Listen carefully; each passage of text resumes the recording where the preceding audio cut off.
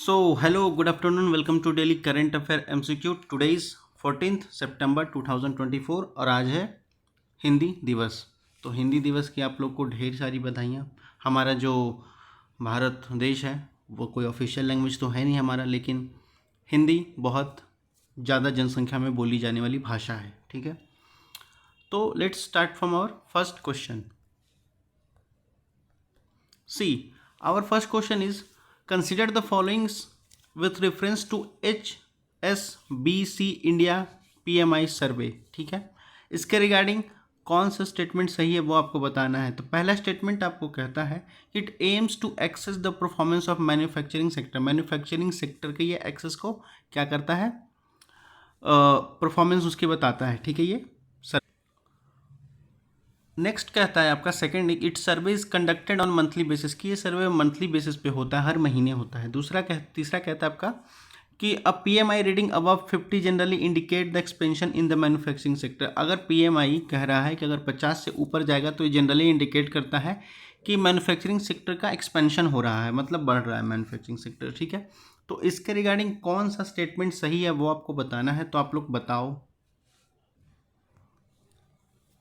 इसका आंसर क्या हो जाएगा। इसका आंसर सी हो जाएगा, यानी सारे के सारे सही हैं। 1 2 3 सब सही हैं। ठीक है, तो चलते हैं नेक्स्ट क्वेश्चन पे।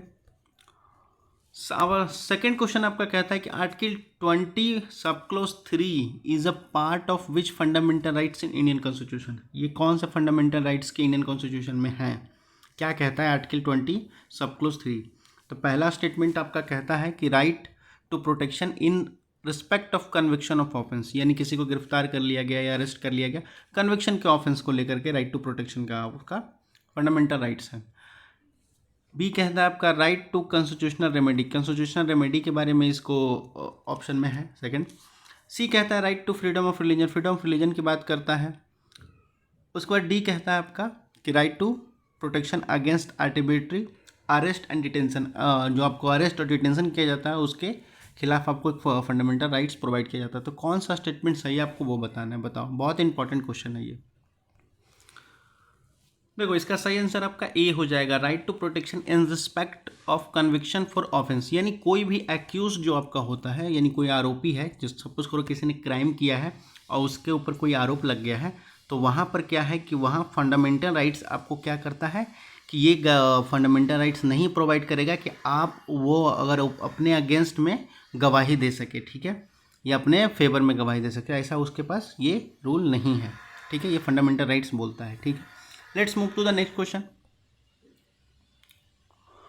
सो ये अभी रिसेंटली में क्या हुआ आपको पता होगा कि जो अंडमान निकोबार है, पोर्ट ब्लेयर है उसका कैपिटल, उसका नाम चेंज कर दिया गया है। ठीक है, तो उसके रिगार्डिंग ये न्यूज़ है और ये क्वेश्चन है। तो आपको बताना है इसमें से कौन सा स्टेटमेंट सही है वो बताना है। ठीक है, तो पहला स्टेटमेंट कहता है Subhash Chandra Bose raise the national flag in Port Blair in 1943। 1943 में सुभाष चंद्र बोस ने पहली बार पोर्ट ब्लेयर पर झंडा फहराया था।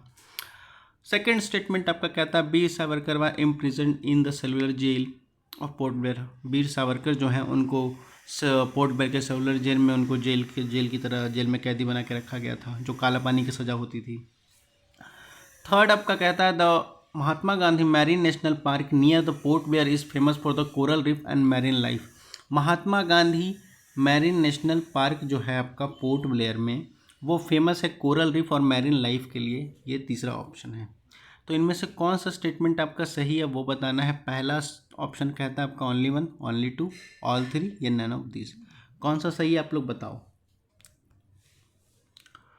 इसका सही आंसर क्या हो जाएगा। इसका सही आंसर सी हो जाएगा, सारे स्टेटमेंट सही हैं। आपको पता होगा सुभाष चंद्र बोस पहली बार नेशनल फ्लैग जो है पोर्ट ब्लेयर में फहराया जाता है। नेशनल पहली बार देश में नहीं, मतलब अंडमान निकोबार में नेशनल फ्लैग फहराया जाता है 1943 में सुभाष चंद्र बोस के द्वारा। ठीक है, पोर्ट ब्लेयर जगह के पास, जो कि कैपिटल है भी अंडमान निकोबार का। वीर सावरकर जो है वो इम्प्रिजन कर दिए गए थे आपका, उनको जेल भेज दिया गया था काला पानी की सज़ा के थ्रू, जहाँ पर उन्होंने फिर ऐसा, मतलब एक तो काफ़ी कंट्रोवर्शियल ये बात है और हिस्ट्री में कि उन्होंने एज अ माफ़ीनामा लेटर लिखा था और उसके बाद उनको बाहर छोड़ दिया गया, जेल से बाहर निकाल दिया गया। ठीक है, थर्ड स्टेटमेंट आपका जो था वो आपका सही है। महात्मा गांधी जो नेशनल मैरीन पार्क है वो आपको पोर्ट ब्लेयर में है, वो कोरल रीफ के लिए फेमस है और मैरीन लाइफ के लिए फेमस है। ठीक है, तो all the statement is correct. Let's move to the next question. So our next question is कि which of the following organisation is primarily responsible for the implementing the national monsoon mission.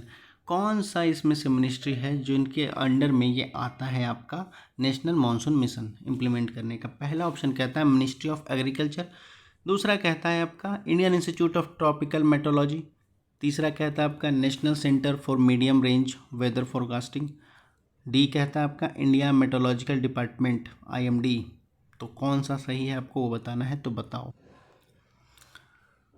देखो इसका सही answer हो जाएगा वो D हो जाएगा, IMD यानी इंडिया मेट्रोलॉजिकल डिपार्टमेंट के द्वारा ये क्या कर सकते हो इम्प्लीमेंट किया जा रहा है नेशनल मानसून मिशन को, ठीक है। तो ये आपका आंसर डी हो जाएगा। Let's move to the next question. हमारा जो नेक्स्ट क्वेश्चन है वो ये कह रहा है, एक सेकेंड, हाँ, हमारा जो नेक्स्ट क्वेश्चन है ये कह रहा है PM गति शक्ति को लेकर के, PM गति शक्ति को लेकर के जो नेशनल मास्टर प्लान था उसके रिगार्डिंग कौन सा स्टेटमेंट सही है वो आपको बताना है। तो पहला कहता है creation of only a local level infrastructure database is the key component of the plan. कह रहा है कि क्रिएशन ऑफ लोकल लेवल जो इंफ्रास्ट्रक्चर का उनका डेटाबेस तैयार करने का पहला इनका ये प्लान है।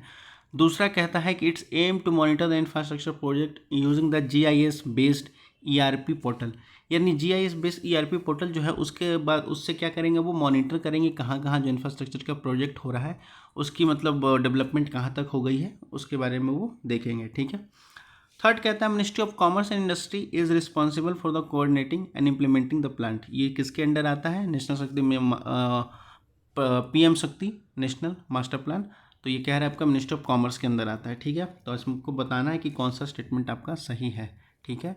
आपका पहला ऑप्शन कहता है 1 and 2 ओनली, दूसरा कहता है B and 3 और 2 and 3 ओनली, थर्ड C कहता है आपका 1 and 3 ओनली, डी कहता है ऑल 1 and 2 3 सब सही है। तो कौन सा स्टेटमेंट सही होगा वो बताना है, बताओ।